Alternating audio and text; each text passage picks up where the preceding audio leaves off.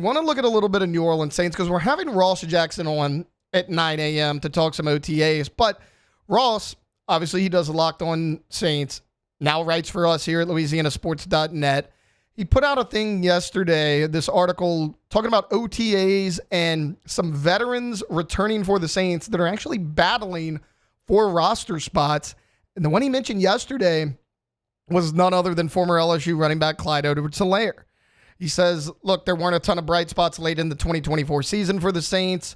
But one of those players that was a pretty good bright spot was Baton Rouge native Clyde Edwards-Helaire. He said the LSU Tiger was given a chance to play for his home state Saints. Now he was re-signed this offseason after having, a decent finish, about as good as you could behind that offensive line on that offense a year ago. And he'll battle for a spot in this running back room. And when Ross breaks down why Clyde Edwards-Helaire has a solid chance, he talks, look, aside from Alvin Kamara, Clyde Edwards-Helaire is the most experienced player in this position room. He's going into his 6th NFL season. If you remember, Clyde was a 2020 first-round pick for the Kansas City Chiefs. He's actually the very last pick in the first round. Chiefs, Andy Reid, Patrick Mahomes, they know a little bit about offense. And, however you feel about Clyde Edwards-Helaire's career at this point, they selected Clyde at running back over guys like Jonathan Taylor, J.K. Dobbins. I mean, that was a really solid running back class. Clyde Edwards-Helaire was the first running back to go. That's what the Kansas City Chiefs thought of him. I trust the opinion of Patrick Mahomes and Andy Reid when it comes to offense. He was a solid pass blocker so far in his NFL career. He's been able to catch the ball out of the backfield. He could be a 3-down contributor in the right scheme. He's got flexibility to his game. He's got the maturity. Just mentioned, he's the second most experienced guy in this backfield, now going into his 6th NFL season. And look, Clyde's had an up-and-down NFL career.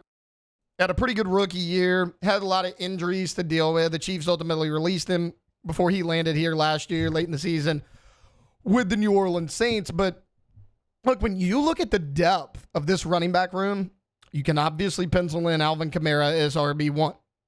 You no longer have Jordan Mims. So really, your returners from a year ago, Alvin Kamara, Clyde Edwards-Helaire, and Kendre Miller, who has shown no ability to stay healthy. And look, even when Kendre has been healthy, I mean, he's been a solid player, but just look at what he's done. In 2 years, he has 80 carries, 304 yards, 2 touchdowns. That's it. All that came in 14 games over 2 years, 2 starts. I mean, that's not getting it done. It's you need more. 3.8 yards per attempt as well. So again, even when Kendre Miller's been on the field, he hasn't exactly lit up the stat sheet.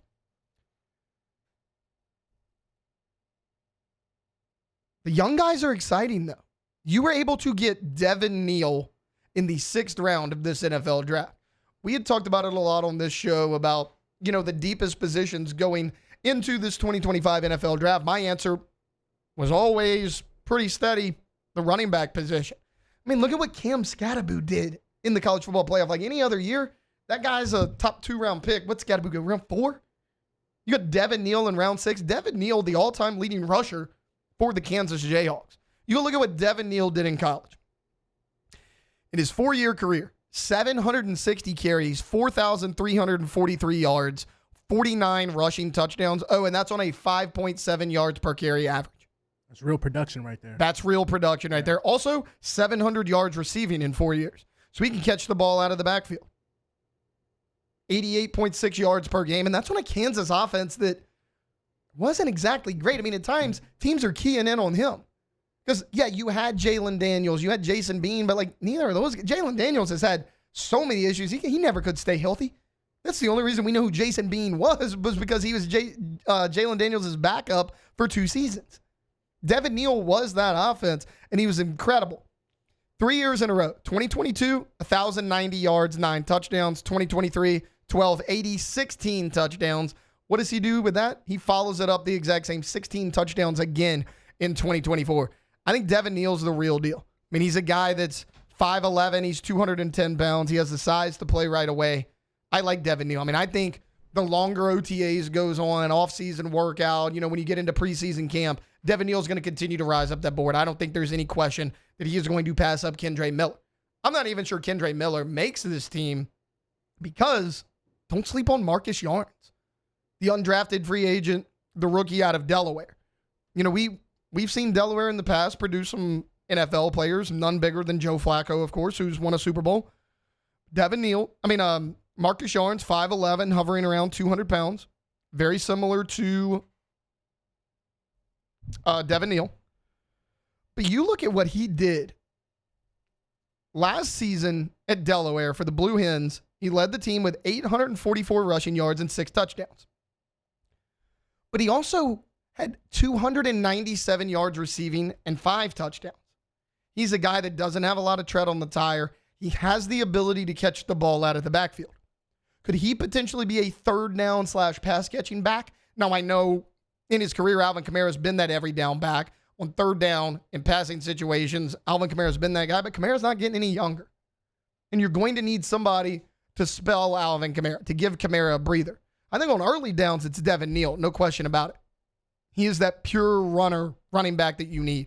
But if you need a guy out of the backfield, Marcus Yarns did a really nice job of catching the ball out of the backfield in college. And again, that's multiple seasons. I mentioned that 844 yards rushing, 297 receiving. In 2023, he was even better. 939 yards rushing, 15 touchdowns, also 300 yards receiving out of the backfield. This is a guy that he is an all-purpose back. He can do a little bit of everything for you. If Marcus Yarns can pass block as well as get out of the backfield and catch passes, Marcus Yarns is going to make this team. Now, we're going to see how he performs in preseason, what the rest of the offseason looks like, what the OTAs look like. When Ross hops on with us at 9 a.m., I'm going to ask him about Devin Neal and Marcus Yarns. I'm not sure Kendre Miller makes this team because I don't know about you guys. I trust Clyde Edwards-Helaire more than I do Kendre Miller. And sure, Clyde Edwards-Helaire has had injury concerns, but we've really seen what he can do. He's been productive. He's played in big-time games with the Kansas City Chiefs. You can't really say that about Kendre Miller. I just laid it out. 14 games in 2 years, 300 yards rushing, 2 touchdowns. That is what Kendre Miller has given you as a New Orleans Saint. And that's a guy who's a third-round draft pick. Keep in mind, this coaching staff did not draft Kendre Miller. What they did do was draft Devin Neal, and they signed Marcus Yarns in the offseason. And they wanted to bring back Clyde Edwards-Helaire. Kendre Miller's still on his rookie deal. It's one of those things where it's like you brought in Clyde, Yarns, Devin Neal. Kendre Miller was just kind of here when he got here. Me and Jordan, we were talking about this not long ago, and you and I were saying, oh, we don't know if Kendre Miller or Jordan Mims makes this team. They already got rid of Jordan Mims. They're already one down. Do you think Kendre Miller makes this team? Because I don't. All right. So outside looking in, obviously not, because there is zero production in Kendre Miller, and you've been wanting this so bad, not only for him to be on the field, but you've been looking for that guy to take that pressure off AK. That was the whole point of Kendre Miller, was to come in and to alleviate, and literally just to alleviate the pressure off AK. We did not ask Kendre Miller to come in and be the guy. So I think the only universe that there's a way that Kendre Miller makes this roster, the first preseason game, he has to go off. It has to be a 50-yard. Or somebody like Neal or Clyde. Somebody gets hurt, injuries, but I'm just talking performance-wise.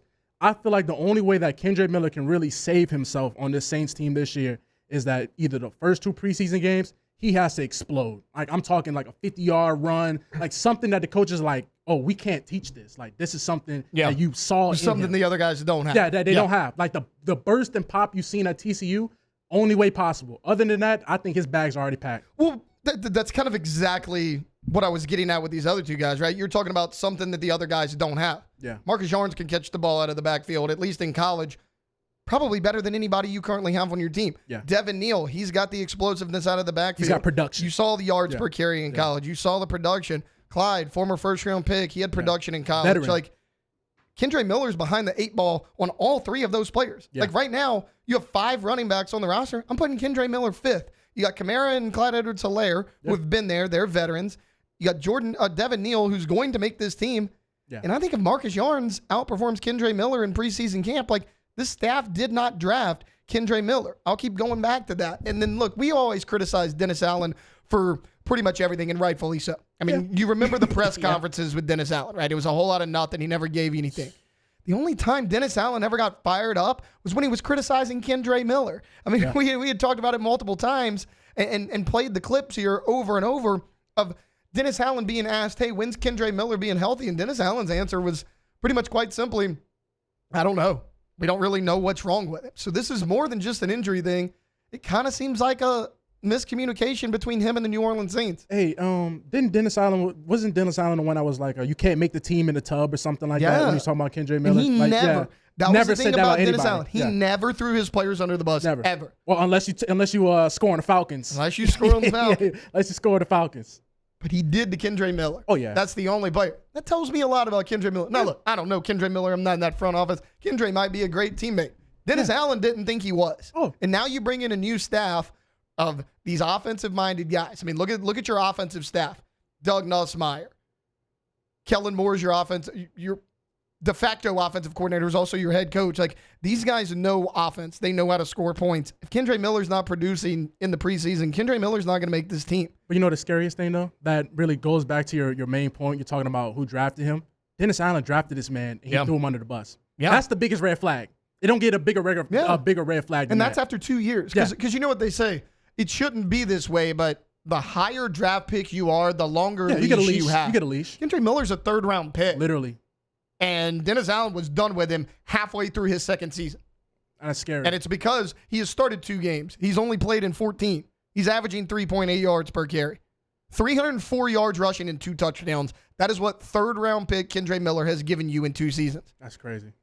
I'm not saying the guy's not talented. I think he is. We saw it at TCU. But there's some sort of disconnect. Whether it's injuries, whether it's a learning curve in the NFL, there is something. And if Kendre Miller doesn't get it together, he's going to get passed by Devin Neal. He's going to get passed by Clyde Edwards-Helaire. And he's going to get passed by Marcus Yarns. And he's not going to make this team.